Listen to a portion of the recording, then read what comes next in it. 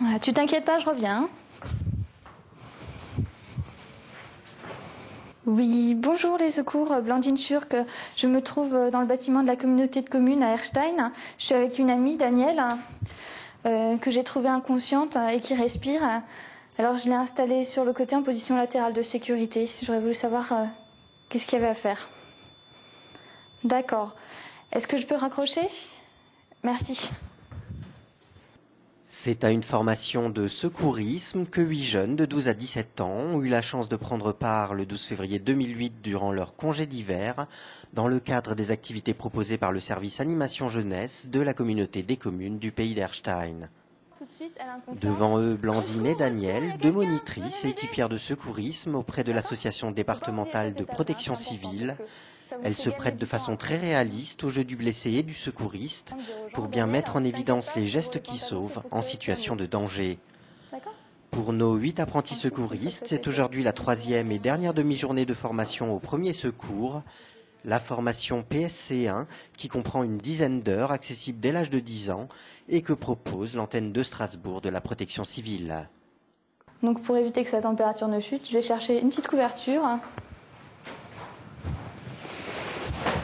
Ou si j'ai pas de couverture, je peux prendre mon manteau et je viens la recouvrir. Et là, ce qui va être important, en attendant l'arrivée des secours, c'est de continuer à vérifier si elle respire. Donc pour ça, le but c'est de leur montrer toutes les situations d'urgence face auxquelles ils peuvent se trouver et comment réagir quand on n'a pas de moyens. Et surtout apprendre à se protéger, éviter le suraccident, passer un message d'alerte et, dans la mesure du possible, effectuer des gestes de secours auprès de la personne qui en a besoin. Voilà. J'observe son thorax ou son ventre qui se soulève. Ensuite, je vais écouter si j'entends sa respiration et je vais aussi sentir son souffle sur ma joue. Et je fais cette observation pendant 10 secondes au plus. Donc ces 3 critères, ça va me permettre de savoir si elle respire ou non. Alors cet après-midi, on a vu la situation de la personne inconsciente mais qui respire. Donc on leur a montré comment justement vérifier la conscience, comment libérer les voies aériennes pour favoriser la respiration. Ensuite, mettre la personne en position latérale de sécurité. Et ensuite, passer un message d'alerte. Ça, c'est ce qu'ils ont vu hier, quand on appelle les secours. Qui appeler, quoi dire, quels sont les renseignements à donner, pour que le service de secours ait le maximum d'informations et puisse envoyer les moyens de secours adaptés. Voilà. Alors une fois que vous avez maîtrisé le danger, vous l'avez sorti de là, vous avez fermé la porte. Donc il n'y a plus le danger immédiat pour vous ou elle des produits toxiques, mais elle est toujours dans le même état. Donc en fait là vous êtes dans une situation où vous ne sauriez pas tellement quoi faire, mis à part à prévenir les secours. D'accord, on va voir ensemble qu'est-ce qu'on peut faire face à ce type de situation et quelle est la conduite à tenir. Pourquoi est-ce que tu es venu faire cette formation ? On m'a dit que c'était de plus en plus courant de savoir les premiers gestes qui peuvent sauver une vie. Je trouvais ça intéressant et ça peut servir tous les jours. Ça m'intéressait d'apprendre les premiers secours. Surtout que ça peut être très utile si quelqu'un est blessé, évanoui. Tout le monde va en avoir besoin un jour, donc voilà, je me suis dit pourquoi pas. Ensuite on leur montre, on leur explique dans le détail. On les fait reformuler un petit peu pour vérifier qu'ils aient bien intégré.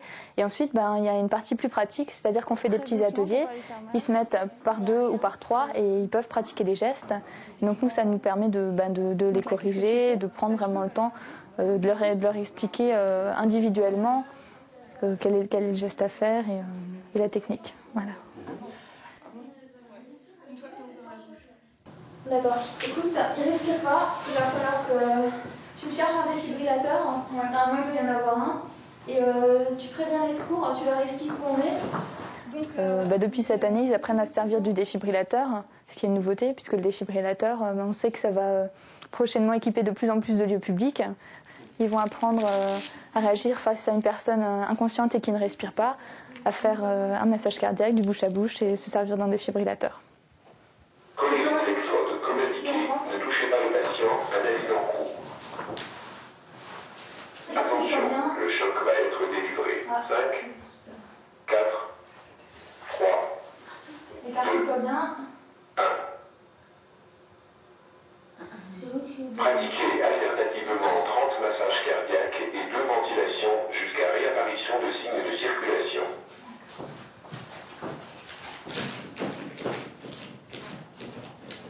Est-ce que tu penses que plus de gens devraient savoir faire ça? Oui. Si quelqu'un tombe dans la rue, dans les pommes, ou si quelqu'un dans la famille tombe dans les pommes, dans le voisinage, et il faudrait quand même savoir un peu la sauver, la personne.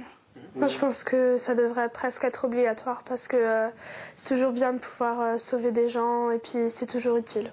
Donc moi, je pense que ça devrait presque être obligatoire. On a une association de sécurité civile composée de bénévoles, au même titre que la Croix-Rouge, la Croix-Blanche, la Fédération française des sauveteurs secouristes. Donc on a plusieurs agréments de sécurité civile qui nous permettent de faire des formations, donc d'enseigner, de participer à des postes de secours. Par exemple, sur un concert ou une manifestation sportive, on va mettre une équipe formée avec du matériel pour gérer les situations d'urgence qui pourraient se présenter. C'est pas trop dur à retenir, mais c'est surtout les positions. Et puis quand les dégagements, quand il faut porter quelqu'un de plus lourd, c'est assez dur de savoir où est-ce qu'il faut tenir la personne et tout ça. Surtout quand c'est au moment où il faut le faire, où il y a le stress qui monte, alors c'est plus stressant que quand c'est en activité comme ça, dans le stage. Moi j'ai commencé le secourisme en 2001. Donc je faisais de l'animation avec les enfants et je me suis dit que c'était important de savoir quoi faire s'il y en a qui se faisait mal. Et donc j'ai suivi ce qu'on appelait avant la FPS, l'attestation de formation de premier secours. Donc voilà, j'ai continué dans cette voie-là et depuis 2 ans, je suis également monitrice pour pouvoir enseigner aux autres. Ça soulage aussi un peu de savoir qu'en cas de besoin, on sait comment agir. Et puis c'est pour la suite aussi, pour quand je serai plus grande et que si jamais j'en ai besoin, et voilà, je saurai. On espère qu'ils vont retenir le maximum de ce qu'on leur a montré. Après, on sait bien que ça s'oublie. Et l'idéal, c'est de revenir faire une formation de temps en temps pour se remettre à jour. Qu'est-ce que tu vas dire à tes camarades qui savent peut-être pas faire ça ou qui sont pas venus à la formation? Je vais leur dire qu'il faut absolument entendre ces formations et que c'est vraiment très utile.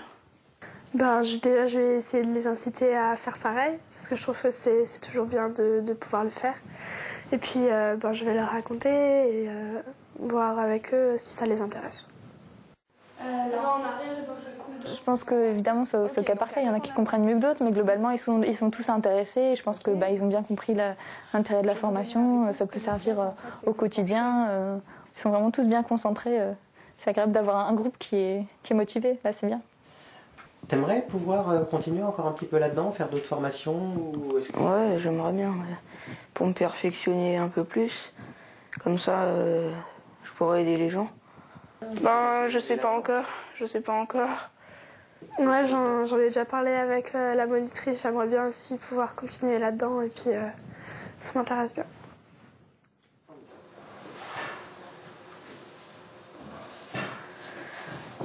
C'est vrai que c'est important parce que ça peut arriver à la maison demain avec les enfants, avec les grands-parents ou avec les voisins ou même sur la route. On prend sa voiture tous les jours. Savoir quoi faire si on se retrouve face à un accident, c'est quand même important.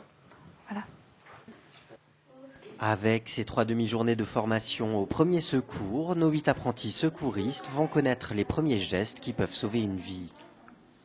Pour tous, c'est une démarche civique. Pour certains, c'est un premier pas vers une formation complète de sauveteur et qui sait, peut-être le début d'un engagement bénévole auprès d'un organisme de secours. Dans ce domaine, toutes les bonnes volontés sont les bienvenues, car en France, en matière de secourisme, il y a tant à faire et trop peu de gens qualifiés.